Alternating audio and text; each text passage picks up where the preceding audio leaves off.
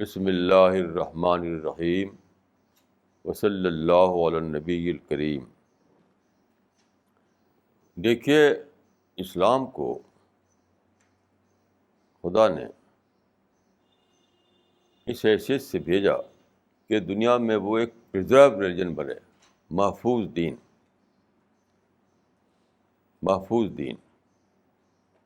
تو اس کے لیے وہ سارے جتن کیے گئے جس سے وہ پرزرو رہ سکے۔ تو ان میں یہ ساری چیزیں آتی ہیں، عربک لینگویج اور دوسری بہت سی چیزیں۔ تو عربک لینگویج کو بہت سے لوگوں کے دل میں یہ جذبہ اٹھا، یہ اسپرٹ جاگی کہ عربک لینگویج کو ایک پورے معنوں میں ایک لٹریری لینگویج بنایا جائے۔ تو اس کی ڈکشنری تیار کرنے کے لیے انہیں بہت زبردست جتن کیے۔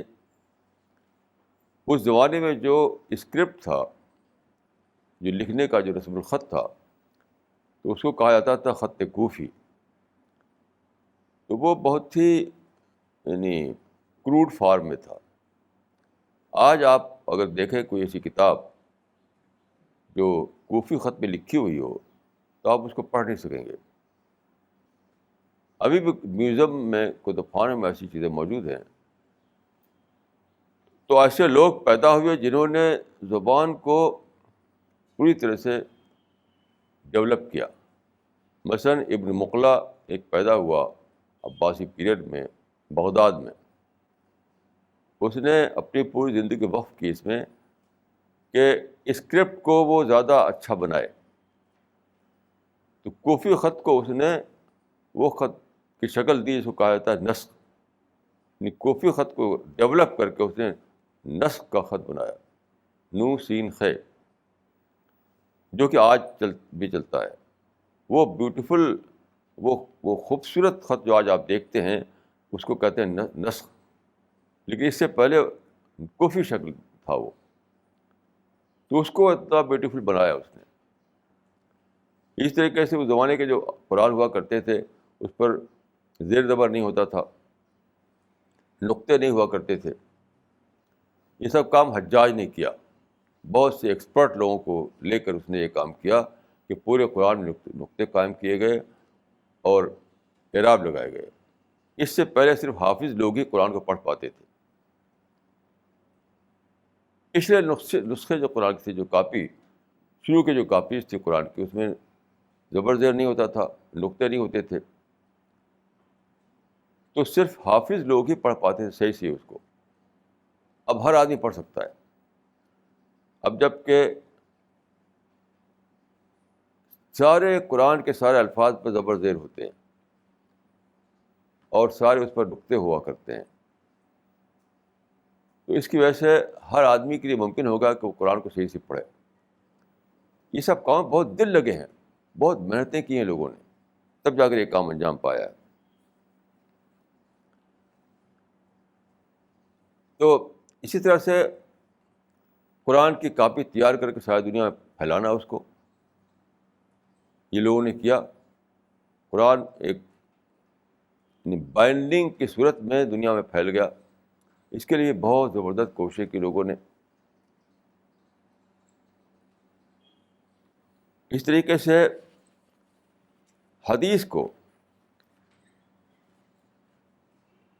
حدیثیں بکھری ہوئی تھیں۔ آپ جانتے ہیں کہ 1,25,000 صحابی تھے رسول اللہ کے۔ ان سے بہت سے لوگوں نے سنا، جن کو ہم تابعی کہتے ہیں۔ رسول اللہ سے سنا صحابہ نے جو 1,25,000 تھے، پھر صحابہ سنا تابعین نے جو کئی لاکھ تھے۔ تو آپ جانتے ہیں کہ حدیثیں جو ہے جمع کی گئی ہیں، بکھری ہوئی تھی، سب لوگوں کے یادوں میں تھیں، کچھ ٹکڑے میں لکھ رکھا تھا لوگوں نے کچھ، اور ڈفرینٹ سٹیز میں، ڈفرینٹ کنٹریز میں وہ لوگ سینے میں تھی، وہ لوگوں کے گھروں میں۔ تو یہ کام جو ہوا، اس کا یہ بہت بڑا کام تھا کہ ساری حدیثوں کو جمع کر کے انہیں بک فارم میں اکٹھا کرنا۔ اس کو ہم کہتے ہیں تدوین حدیث۔ تو ان لوگوں نے کیا کیا، ایک فن رجال بنایا۔ رجال مانے ہوتے ہیں یعنی وہ لوگ جو جن سے حدیثیں مل رہی تھیں ان کی تاریخ، ان کے حالات، وہ کیسے تھے، وہ اس طرح کوئی 15 لاکھ آدمیوں کے حالات اکٹھا کیے گئے. موٹی موٹی کتابیں اس پر ہیں آج بھی لائبریریوں میں. یعنی 15 لاکھ آدمیوں کے حالات. میں سمجھتا ہوں کہ ہسٹری میں کبھی ایسا نہیں ہوا کہ 15 لاکھ آدمیوں کے حالات اکٹھا کیے جائیں. تو بڑے بڑے جو محدثین تھے ان لوگوں نے یہ سب کام کیا، یہاں تک کہ حدیث کی کتابیں تیار ہوئیں. یعنی 6 کتابیں مشہور ہیں جن کو ہم صحاح کہتے ہیں. اس کے سوائے بہت سی حدیثی کتابیں ہیں، بہت سی کتابیں ہیں. تو 15 لاکھ آدمیوں سے انہوں نے حدیثوں کو لیا، اس کو چھانٹا، اس کی ریسرچ کی، اس کی تحقیق کی، اور پھر حدیث کا ایک پورا وہ بن گیا، ان کو کمپائل کیا. تو آج لائبریری میں آپ دیکھ پاتے ہیں کہ قرآن، ایک مکمل قرآن موجود ہے. حدیث کو پاتے ہیں کہ مکمل حدیثیں موجود ہیں کتابی فارم میں. یہ سب بہت لمبے پیریڈ میں ہوا. تو میں نے آپ سے کہا تھا کہ تین علم ایسے ہیں جس میں کہ آخری حد تک کام ہو چکا ہے. ایک عربک لینگویج، دوسرا قرآن کو پرزرو کرنا، اور تیسرے حدیث کی تدوین. یہ 3 کام تو یہ پوری طرح انجام پا چکے ہیں، اور کسی بھی لائبریری سے آپ ان کو حاصل کر کے جان سکتے ہیں کہ اسلام کی تعلیم کیا ہے. لیکن اور جو علوم ہیں اس میں بہت زیادہ کام باقی ہے کرنے کا.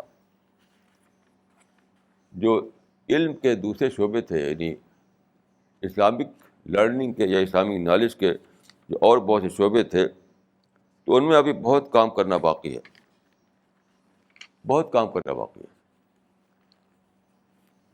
اب میں اس کے بارے میں کچھ باتیں عرض کروں گا. حدیث میں آتا ہے کہ آپ نے فرمایا اپنے امت کے بارے میں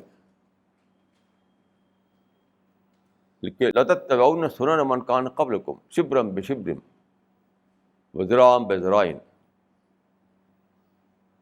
یعنی تم پچھلے لوگوں کی، جو پچھلے لوگوں نے کیا وہی تم بھی کرو گے. یعنی جس طرح سے ان میں ڈیویشن آیا، جس طرح انہوں نے دین میں بگاڑ آیا، وہ سب تمہارے اندر بھی آئے گا، تم بھی وہی سب کرو گے.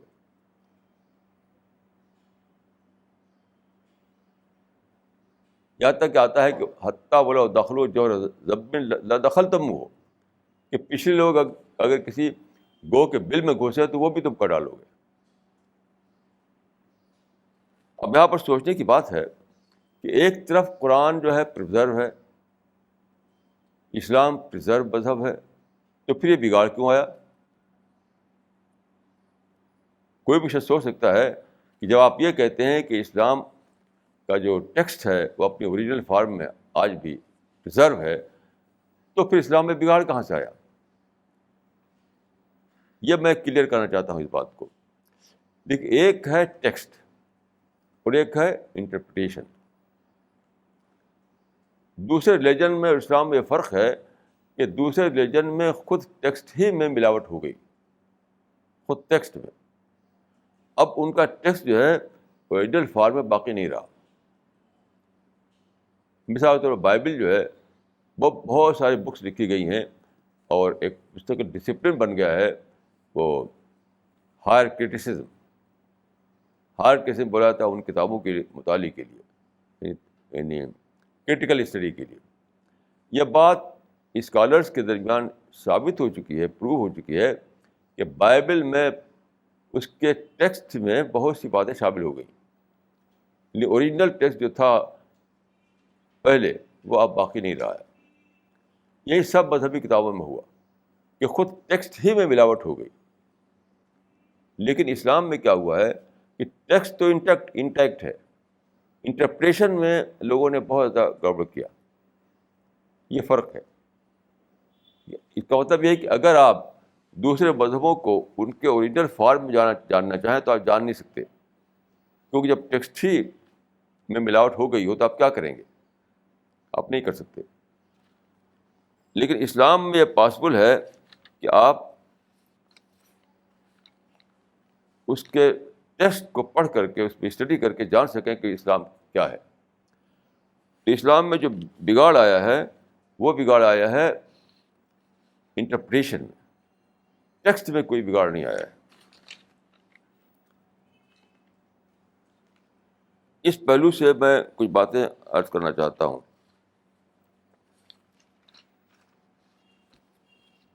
ایک بات اس سے پہلے میں یہ عرض کروں کہ انٹرپریٹیشن میں بگاڑ کس چیز کا نام ہے، یعنی کیسے ایسا ہوتا ہے کہ آدمی طرح طرح سے انٹرپریٹیشن دیتا ہے اور ایک ہی بات کئی بات بن جاتی ہے، ایک ہی بات کئی بات بن جاتی ہے. کیا آسمان پر آپ دیکھتے ہیں سورج اور چاند چمک رہا ہے، ہر دن سورج چاند نکلتے ہیں اور چمکتے ہیں. تو اوریجنلی تو سورج چاند ایک ہیں، کئی نہیں ہیں، لیکن انسان نے طرح طرح سے اس کو انٹرپریشن دیا اس کا.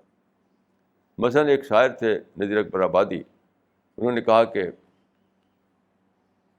ہم تو نہ چاند سمجھیں نہ سورج ہے جانتے، بابا ہمیں تو یہ نظر آتی ہیں روٹیاں. اب ایک آدمی جو روٹی کا سے پریشان تھا، روٹی کو اپنا یعنی روٹی کے پرابلم سے دو چار تھا وہ، تو وہ اس کو ہر چیز روٹی ہی دکھائی پڑی.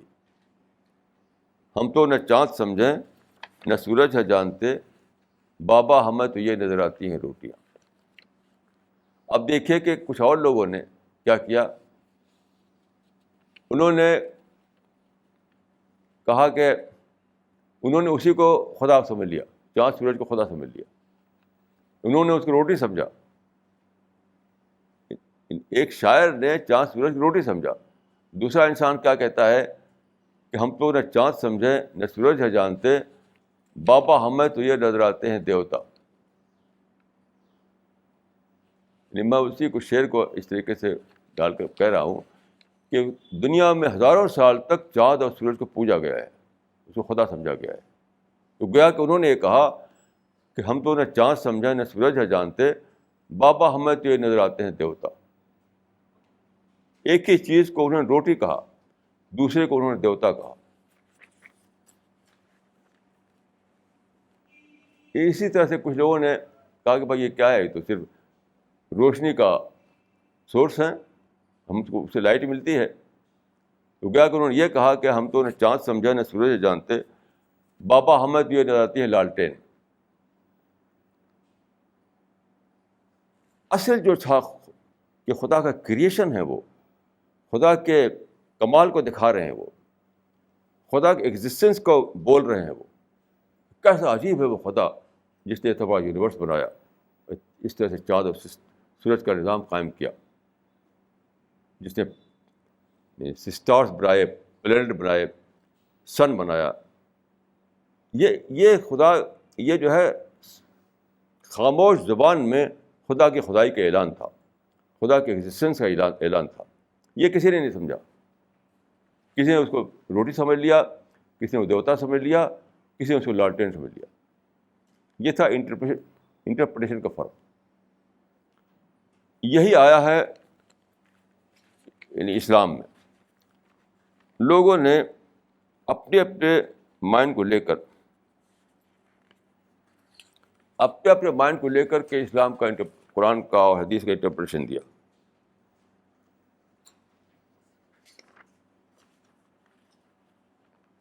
اسی سے یہ بات آئی کہ اسلام میں یعنی جو حدیث میں آیا ہے کہ جو میں نے حدیث سنائی آپ کو کہ وہ ساری خرابیاں اسلام میں آ جائیں گی جو پچھلے امتوں میں تھیں. تو وہ کیسے آئیں؟ Through interpretation. اس کا مطلب یہ نہیں تھا رسول اللہ کے کہنے کا مطلب کہ خود ٹیکسٹ ہی بدل جائے گا، یہ مطلب نہیں ہوا. ٹیکسٹ تو انٹیکٹ رہے گا، کیونکہ خدا کا وعدہ ہے نحن نزلنا الذکر وانا لہ لحافظون. خدا کا یہ وعدہ ہے کہ اب اور مذہب نہیں آنے والا ہے، اب یہ فائنل ریلیجن ہے، تو اس لیے اس کو ہم انٹیکٹ رکھیں گے، اس کو محفوظ رکھیں گے. تو رسول اللہ نے جو کہا تھا اس کا مطلب یہ نہیں تھا کہ خود ٹیکسٹ ہی بدل جائے گا جیسا کہ دوسرے مذہب میں بدلا، اور نہ ایسا ہوا. اس کا مطلب یہ تھا کہ ٹیکسٹ تو رہے گا محفوظ اپنے اسی حالت میں، لیکن تم لوگ نئے نئے انٹرپریشن دے کر کے اس کو بگاڑ ڈالو گے. یہ مطلب تھا اس کا، اور یہی ہوا. لوگوں نے اتنا زیادہ یعنی ایسے ایسے انٹرپریٹیشن کیے کہ سارا دین ہی بالکل بدل ڈالا، سارا دین بدل ڈالا. میں آپ کو چند ایگزامپل دوں گا یہاں پر کہ کس طرح سے انٹرپریشن کے ذریعے سے یعنی تبدیلیاں آئیں. مثلاً دیکھیے، ایک تو یہ ہے کہ اسلام اور مسلم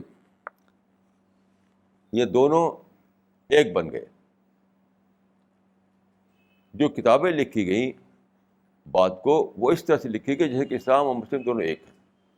مثلاً کتاب لکھتے ہیں کہ لوگ ہسٹری پر، اس کا نام ہوتا ہے اسلامک ہسٹری. حالانکہ اسلامک ہسٹری نہیں ہوتی، وہ ہوتی ہے مسلم ہسٹری. وہ مسلم ہسٹری ہوتی ہے. جیسے انڈیا میں جو پیریڈ تھا مغلوں کا یا دوسرے جو رولرس تھے، تو اس کے بارے میں کتابیں لکھی گئی ہیں. تو وہ اس کا ٹائٹل ہوتا ہے ہندوستان اسلامی عہد میں. ہندوستان اسلامی عہد میں. حالانکہ وہ اسلامی عہد نہیں تھا، وہ تو ڈائناسٹی تھی. ڈائناسٹی مغل تھے کا وہ ڈائناسٹی تھی. وہ کوئی اسلامی رول نہیں تھا. کوئی اسلامی ہسٹری نہیں کہہ سکتے اس کو. آپ اس کو مغل ہسٹری کہیں گے آپ، کیونکہ وہ ایک ڈائناسٹی تھی جو رول کر رہی تھی وہ. لیکن جو کتابیں لکھی گئیں وہ سب کتابوں میں اس طرح لکھا گیا جیسے کہ یہ سب اسلامک تاریخ تھی، اسلامک ہسٹری تھی. اور یہ آغاز اس قسم کے یعنی انٹرپریشن کا آغاز خود شروع ہی سے ہو چکا تھا. سب سے پہلا جو واقعہ جہاں تک میں جانتا ہوں وہ ہے جس کو کہتے ہیں کرتاس کا واقعہ. کرتاس کا واقعہ کیا ہے؟ رسول اللہ نے جب آپ بیمار ہوئے آخری زمانے میں، اور جب آپ کی وفات ہونے والی تھی، تو آپ بیڈ پر تھے. آپ نے کہا کہ کرتاس لاؤ. کرتاس مینس پیپر. کرتاس معنی ہوتے ہیں پیپر. کاغذ لاؤ اور قلم لاؤ، میں تم کو کچھ لکھوا دوں تاکہ تم میرے بعد گمراہ نہ ہو. یہ آپ نے فرمایا. تو حضرت عمر نے روک دیا کہ کرتاس مت لاؤ، اس وقت طبیعت آپ کی ٹھیک نہیں ہے ابھی. یعنی اس کو منع کر دیا کہ کاغذ لانے سے. تو کاغذ نہیں لایا گیا اور قلم نہیں لایا گیا اور وہ لکھا نہیں گیا جو آپ نے فرمایا تھا. یہ کتابوں میں آتا ہے. تو اس کو لے کر کے ایک گروہ نے کیا نکالا، اس کا مطلب کہ اس کرتاس میں یعنی اس پیپر میں آپ لکھوانے والے تھے حضرت علی کی خلافت، کہ میرے بعد خلیفہ جو ہے علی ہوں گے. اپنی طرف سے یہ جوڑ دیا اس نے، حالانکہ اس کا کوئی مطلب نہیں تھا اس سے. اس لیے کہ وہ اس وقت اگرچہ کاغذ نہیں لایا گیا، لیکن جو بات آپ چاہتے تھے لکھوانا وہ بات کو کہی آپ نے، وہ موجود ہے کتابوں میں. وہ کیا؟ وہ یہ ہے کہ دوسری روایت میں یہ موجود ہے کہ آپ نے فرمایا کہ ترکت فیکم الثقلین. یعنی یہی بات آپ لکھوانا چاہتے تھے پیپر پر، بات کو آپ نے فرمایا اور لوگوں نے یاد کیا اس کو. وہ آج بھی کتابوں میں موجود ہے کہ ترکت فیکم الثقلین کتاب اللہ و سنتی. میں تمہارے درمیان دو بھاری چیز چھوڑ رہا ہوں. ثقلین مانے بھاری چیز. میں تمہارے بیچ میں دو بھاری چیز چھوڑ رہا ہوں، جب تک تم اس کو پکڑے رہو گے تم بھٹکو گے نہیں. یہ آپ لکھوانا چاہتے تھے، جو بات کو آپ نے منہ سے بول کر کے لوگوں کو بتایا. اب اس واقعے کو لے کر کے یہ نکالا کہ اس کرتاس پر یا اس پیپر پر آپ لکھنا چاہتے تھے حضرت علی کی خلافت. یہ بالکل بیس لیس بات ہے, یہ ہے رانگ انٹرپریٹیشن. تو اسلام میں جو ٹیکسٹ ہے وہ تو ویسے کہ ویسے رہا, لیکن خود سے لوگوں نے ایسی باتیں نکال کر جوڑ دیا جن کو میں کہہ رہا ہوں کہ رانگ انٹرپریٹیشن.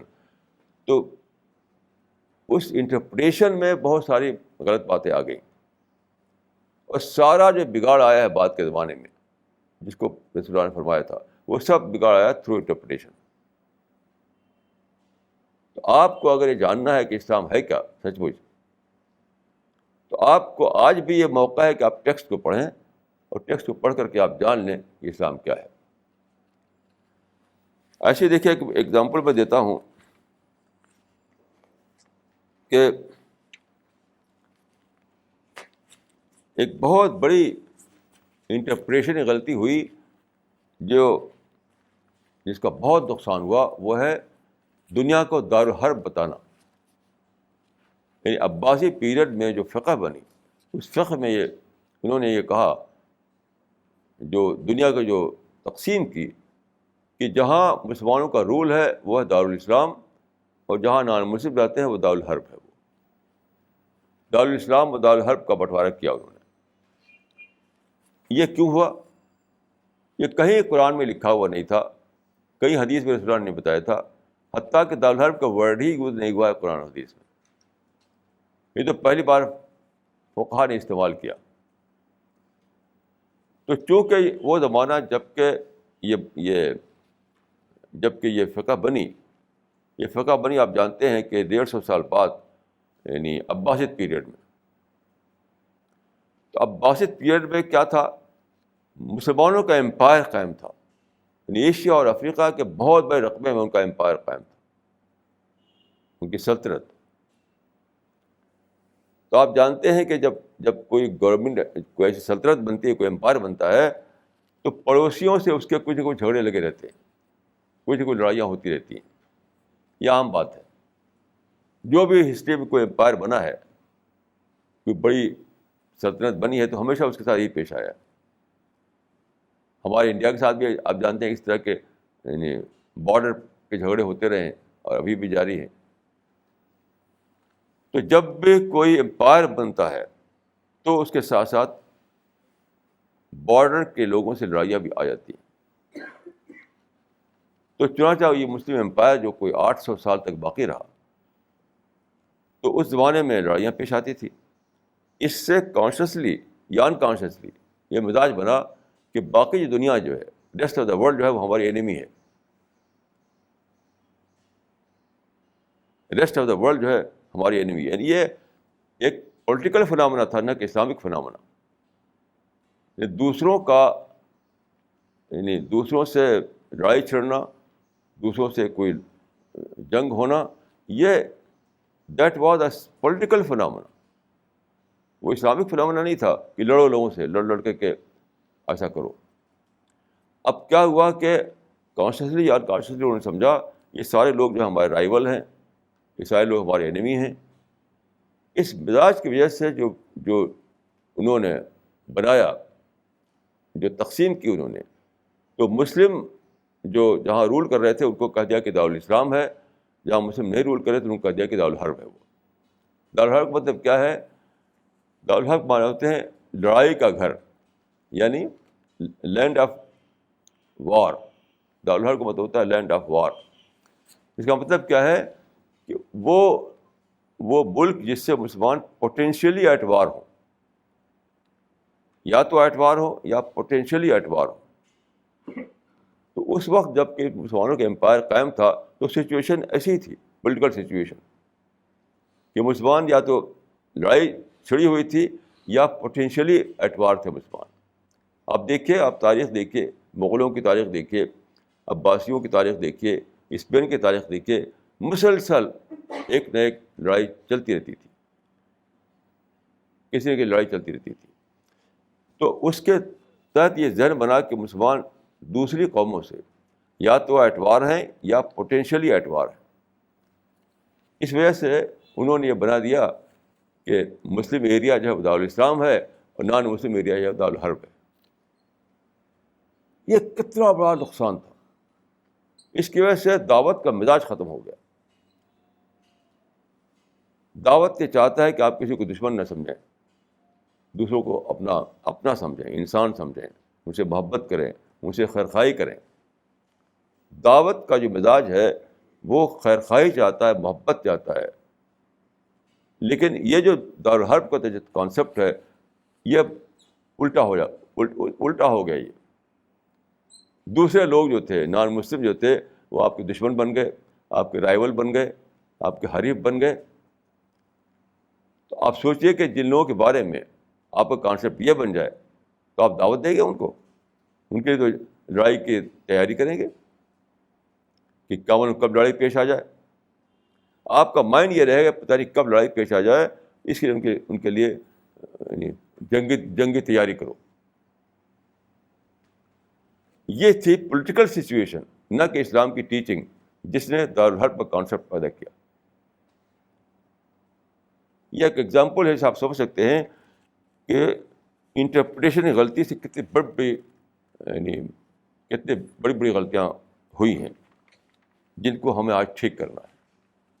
یعنی ہمارا کوئی کام ٹیکسٹ میں نہیں ہے, لیکن انٹرپریٹیشن میں ہمارا کام باقی ہے کہ ہم اس کو کریکٹ کریں, صحیح کریں اس کو,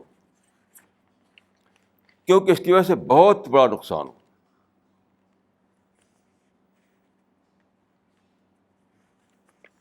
بہت بڑا نقصان. آپ قرآن کو پڑھیے, اس کو چھوڑ کر کے یعنی فقہ کو نکال دیجیے اپنے مائنڈ سے, انٹرپریٹیشن کو نکال دیجیے اپنے مائنڈ سے, اور قرآن کو پڑھیے تو آپ دیکھیں قرآن جگہ جگہ انسان ایھا الانسان ایھا الانسان کہہ رہا ہے, ایھا الناس ایھا الناس کہہ رہا ہے. یعنی دوسرے لوگوں کو قرآن انسان کے حیثیت سے ایڈریس کر رہا ہے. دوسرے لوگوں کو قرآن انسان کے حیثیت سے ایڈریس کر رہا ہے. اور لیکن یہاں پر آپ کا مائنڈ کیا بنتا ہے, وہ تو حربی ہیں, ان سے تو ہماری جنگ چھڑی ہوئی ہے, ان سے ہم پوٹینشلی ایٹ وار ہیں. تو وہ جو ہے انسان فرینڈلی بیہیویئر, یعنی دعوت کا مزاج جو ہے وہ انسان فرینڈلی بیہیویئر لاتا ہے آپ کے مائنڈ میں. لیکن یہ جو دارالحرب کا جو کانسیپٹ ہے اس نے انسان فرینڈلی بیہیویئر کو ختم کر دیا. تو یہ کیا ہوا کہ دعوت بھی ختم ہو گئی, دعوت بھی ختم ہو گئی. تو یہ کتنا بڑا نقصان ہوا ہے. پوری تاریخ حصہ لکھی گئی.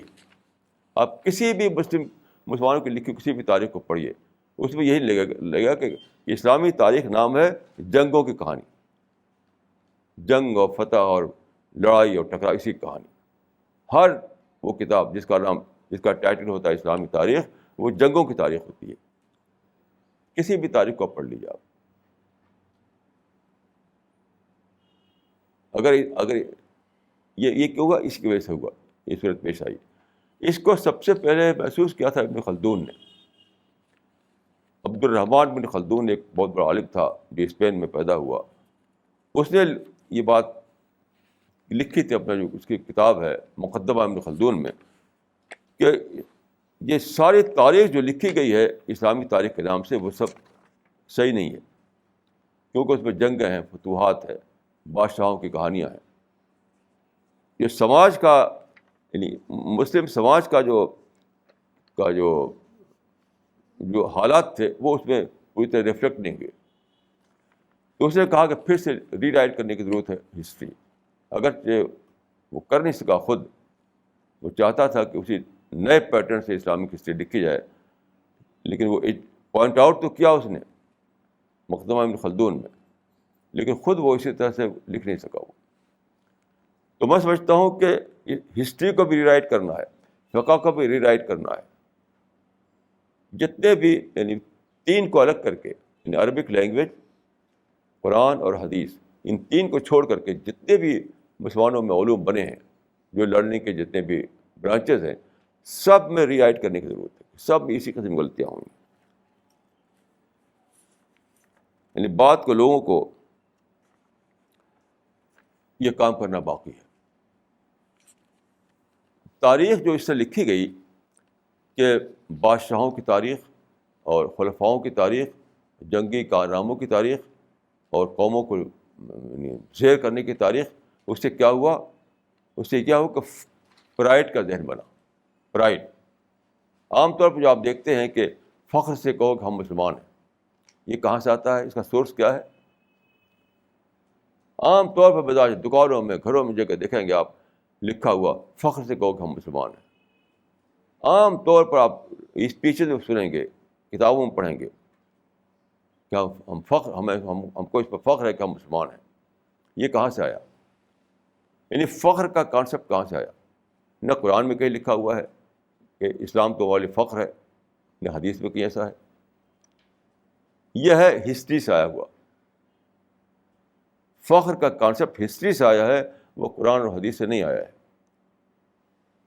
کیوں؟ آپ قرآن پڑھیں گے تو آپ کو تو ماڈسٹی آئے گی, خدا کا خوف آئے گا, آپ کو ڈر لگے کہ خدا مجھے پکڑے نہ, مجھے جہنم میں نہ ڈال دے.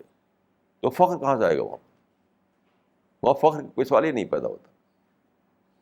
یعنی خدا کے کلام کو جو سنتے ہیں آپ قرآن میں یا پڑھتے ہیں آپ, تو آپ کا دل دہل اٹھتا ہے. آپ کو لگتا ہے کہ جو خالق ہے, جو کریٹر ہے, وہ مجھے خطاب کر رہا ہے. تو آپ کو ماڈسٹی آتی ہے, میں خدا کا بندہ ہوں, یہ احساس آتا ہے. آپ کو خدا کی عبادت کرنی چاہیے, احساس آتا ہے. فخر نہیں آتا ہے. فخر کہاں سے آتا ہے؟ ہسٹری کو پڑھنے سے. اور ہسٹری جو غلط ڈھنگ پر لکھی گئی ہے. دیکھیے یہاں پر میں عرض کروں کہ ابن خلدون نے اس کو پوائنٹ آؤٹ کیا ہے کہ ہزاروں سال سے ہسٹری جو تھی وہ نام تھی بادشاہوں کی ہسٹری کا. اس لیے کوئی بھی تاریخ پڑھیے آپ کو لگے کہ بادشاہ کی ہسٹری ہے, سماج کی ہسٹری نہیں ہے. ایک ہے سماج کی ہسٹری, ایک ہے رولرس کی ہسٹری. جیسے انڈیا کی ہسٹری آپ لکھیں, اس میں ایک تو آپ بس کانگریس نے کس طرح رول کیا انڈیا پر وہ لکھا ہے آپ صرف. دوسرے کہ انڈیا کا جو سماج ہے اس نے کیسے ترقی کی, اس نے کیا کیا ایکٹیویٹیز تھیں, اس نے کیا کام کیا. تو اب یہ کانسیپٹ ہے کہ پورے سماج کو بتایا جاتا ہے ہسٹری میں. پہلے ایسا نہیں تھا. پہلے یہ تھا کہ وہ بادشاہوں کے کیسے انہوں نے تاج پوشی کیسے ہوئی ان کی, کس طرح بادشاہ بدلے, کس طرح وہ لڑ کر کے جیتا ملکوں کو. تو بادشاہوں کے کارناموں کا نام تھا ہسٹری. ابن خلدون پہلا شخص ہے, اس نے کہا کہ یہ تاریخ کا بہت ہی ناقص طریقہ ہے. تاریخ پورے سماج کی تاریخ ہونی چاہیے, صرف بادشاہ کی نہیں. تو وہ جو چلا آ رہا تھا ہزاروں سال سے, اسی کے اثر سے اسلام میں بھی لوگوں نے اسی پیٹرن پر ہسٹری لکھ ڈالی. جو پیٹرن چلا آ رہا تھا کہ کنگ کی ہسٹری کا نام ہسٹری تھا, اسی پیٹرن پر لوگوں نے لکھ ڈالا. اب یعنی خلفاء کی تاریخ, اور بنو امیہ کی تاریخ, عباسد جو رولر سے ان کی تاریخ, اسپین کے جو مسلم رولر سے ان کی تاریخ, مغل رولر سے ان کی تاریخ. تو پوری اسلامک ہسٹری جو لکھی گئی بات کو, وہ رولرس کی ہسٹری بن گئی. اور جو ایکٹیویٹیز تھیں, کچھ کتابیں لکھی گئی ہیں, جیسے کہ پروفیسر آرنلڈ نے لکھی کتاب, یعنی وہ ہسٹری آف اس کی ہے, ہسٹری آف دعویٰ. تو موٹی سی کتاب ہے. وہ اس کتاب میں اس نے دکھا ہے کہ دعویٰ ورک کیسے ہسٹری میں ہوتا رہا, اسلام کا دعویٰ ورک, اسلامک دعویٰ. تو اس طرح کچھ ایکسیپشنس ہیں, لیکن جو ہسٹری کے نام سے بکس لکھی گئیں وہ تو وہی ہے کہ جو فخر نکلتا ہے اس سے. اسی لیے لوگ اتنا زیادہ اس سے گم ہیں کہ اسلام کا مطلب ہی سمجھتے ہیں کہ فخر. پاکستان کے جو وہ تھے ضیاء الحق صاحب جو پریزیڈنٹ تھے, تو جب وہ پریزیڈنٹ تھے تو ان کو جانے کا موقع ملا وہاں یونائیٹڈ نیشنز میں. یونائیٹڈ نیشنز میں انہوں نے وہاں کی جنرل اسمبلی کو ایڈریس کیا. تو ان کا وہ چھپا تھا جو انہوں نے ایڈریس کیا تھا وہاں پورا. اس میں وہ کہتے ہیں, وہ میں نے پڑھا تھا اس کو, کہ Muslims have rediscovered their pride in Islam. یعنی پاکستان کا پریزیڈنٹ یونائیٹڈ نیشنز میں جو اسپیچ دے رہا ہے اس میں وہ کہتا ہے کہ آج کے مسلمانوں کے بارے میں کہ Muslims have rediscovered their pride in Islam. میں سمجھتا ہوں کہ غلط بات یہ ہے پرائڈ اگر اسلام ہمارا ہو تو اسلامی نہیں ہے، پھر وہ اسلامی نہیں ہے، کیونکہ اسلام کے معنی ہے خدا کا دین، خدا کا حکم. جو چیز خدا کی طرف سے ملے آپ کو، اس میں پرائڈ آئے گا، اس میں ماڈسٹی آئے گی، اس میں تواضع آئے گی. تو یہ ہے رانگ انٹرپریشن کا مسئلہ. تو دوسرے جتنے بھی ڈسپلن ہیں بات کو جو بنے ان تین کو چھوڑ کر کے، ان سب میں رانگ انٹرپریشن کی وجہ سے پرابلم آئے ہیں. اور بعد کی جو جنریشن ہے مسلمانوں کی، جو اسکالرس ہیں، ان کا ایک کام یہ ہے کہ ری رائٹ کریں وہ ان سارے ڈسپلن کو. اور یہ صرف میں نہیں کہہ رہا ہوں، بلکہ یہ ابن خلدون نے، اس کے بعد بھی کئی لوگوں نے یہ بات کہی ہے کہ جب تک ری رائٹ نہیں کریں گے ہم، تب تک اسلام کی ٹرو پکچر کھلے گی نہیں. تو ٹیکسٹ میں تو اسلام کی ٹرو پکچر آپ دیکھ سکتے ہیں، لیکن ٹیکسٹ کے باہر جو علوم ہے ان میں آپ اسلام کی ٹرو پکچر نہیں پاتے. یہ ایک کام ہے جو کرنے کا ہے. تو اس طریقے سے اس زمانے میں دیکھیے آپ، اسلام کی کا پولیٹیکل انٹرپریشن دیا گیا، اسی کا نتیجہ ہے کہ ہر جگہ لڑائی چھڑی ہوئی ہے. مسلم ملکوں میں کیا ہے کہ پارٹیاں جو ہیں وہ وہاں کے رولر سے لڑ رہی ہیں. ہر مسلم ملک میں جو مسلم وہاں پر رولنگ حیثیت میں ہیں، ان سے لڑائی چھڑی ہوئی ہے جماعتوں کی، سو کالڈ اسلامی جماعتوں کی. یہ کیوں ہے؟ یہ رانگ انٹرپریشن دیا گیا اسلام کا، جس کو میں کہتا ہوں پولیٹیکل انٹرپریشن. یہ بتایا گیا کہ اسلام ایک پولیٹیکل سسٹم ہے اور اسلام کو چاہیے کہ وہ رول کرے. تو وہ ان کو دیکھتے ہیں کہ یہ تو سیکولر لوگ ہیں، تو ان کو کہتے ہیں کہ ہٹاؤ، ان کو انسیٹ کرو اور اسلام کو لاؤ وہاں پر، جیسا کہ افغانستان میں ہوا، پاکستان میں، ہر مسلم ملک میں ہی ہو رہا ہے. یہ رانگ انٹرپریشن. اسلام پولیٹیکل سسٹم نہیں، اسلام اسپریچول سسٹم ہے. اسلام یہ ہے کہ آپ خدا سے ڈریں، آپ خدا کو ڈسکور کریں، آپ پیراڈائز کے حریث بنیں، خدا کا جو کریشن پلان ہے اس کو جانیں، اس کے مطابق اپنے اندر تبدیلی لائیں، خدا کے بندے بن کے دنیا میں رہیں، جس میں ماڈسٹی ہو، جس میں وہ کوالٹیز ہوں جو بتائی گئی ہیں قرآن حدیث میں. تو پولیٹیکل انٹرپریٹیشن بھی ایک رانگ انٹرپریٹیشن ہے اسلام کا، جس کی وجہ سے آج کل ہر جگہ لڑائیاں چھڑی ہوئی ہیں. اس طرح سے جو ان تین ڈسپلن کو چھوڑ کر، جو میں نے پہلے عرض کیا، جتنے بھی ڈسپلن دوسرے ہیں سب شکار ہوئے ہیں رانگ انٹرپریٹیشن کا. تو بعد کے اسکالرس کا یہ بہت بڑا کام ہے کہ وہ ری رائٹ کریں اور اسلام کی ٹرو پکچر کو نمایاں کریں. ورنہ یہ جو شکل بن گئی ہے کہ اسلام دوسرے مذہبوں جیسا بن گیا ہے. دوسرے مذہب بنے ہیں ٹیکسٹ میں ملاوٹ کی وجہ سے، یہاں پر کیا ہوا؟ غلط انٹرپریشن کی وجہ سے. تو یہ ہے کام جو کرنا ہے ہم سب لوگوں کو، اور اللہ تعالیٰ ہم سب کو توفیق دے کہ ہم یہ سب کام کریں، اور اللہ تعالیٰ کے دین پر جو غبار آ گیا ہے غلط انٹرپریشن کا، اس غبار کو ہٹائیں. اسلام کا جو سچا فیس ہے وہ لوگوں کے سامنے آ سکے. اقول قولی ھذا واستغفر اللہ لی ولکم اجمعین.